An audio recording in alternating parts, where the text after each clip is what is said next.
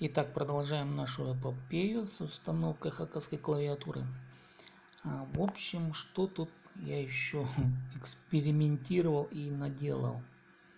Давайте посмотрим еще раз. Смотрите, в разделе клавиатуры у меня было установлено несколько приложений. Один из них Multilingual Keyboard. В общем, я его отключил. Вот он. И после того, как я его отключил, вот смотрите, прежняя хакасская клавиатура вот органа, она до сих пор не работает, но я отключаю Multilingual Keyboard и запускаю приложение от хакасской клавиатуры от Sandra, кажется.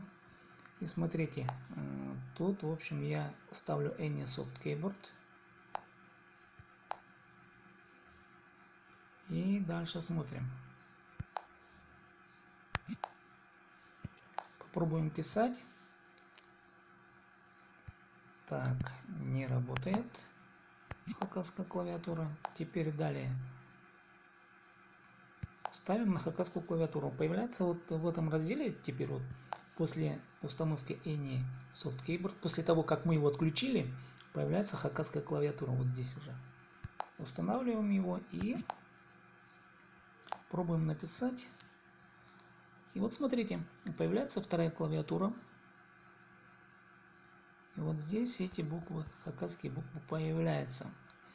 И вот смотрите, но тут нет английского языка, зато есть турецкий. Ну, латиница, короче говоря. Да, вот можно писать теперь на турецком еще, учиться. Ну, в общем, я думаю, наверное, эти настройки для себя оставлю. Вот турецкий вариант получается, да, латиница. И вот получается, вот теперь у меня работает хакасская клавиатура. Я так понимаю, теперь это от Аргына, что ли, хакасская клавиатура работает.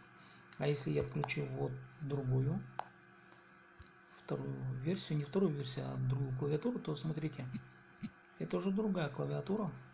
И то же самое могу писать на хакасском языке хакасскими символами. Но тут нет латиницы.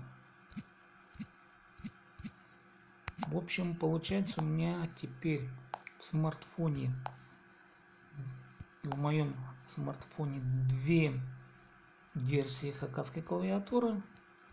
Одна из них работает с турецким языком, а вторая работает сама по себе. Только с кириллицей. И все. Ну, на этом, в общем-то, я завершаю свое такое небольшое исследование явления хакасской клавиатуры для смартфона, в данном случае для андроида. Спасибо всем, кто выдержал мои испытания.